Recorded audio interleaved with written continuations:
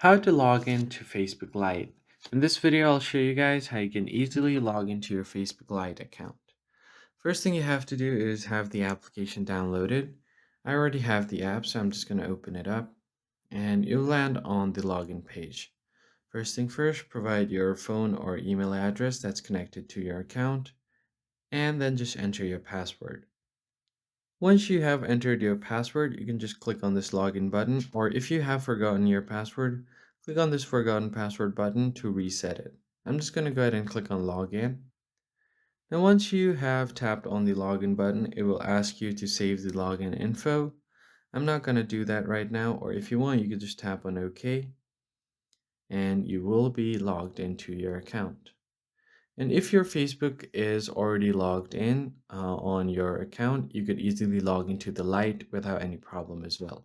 So that's pretty much it, guys. I hope this tutorial was helpful. I'll see you guys on the next one.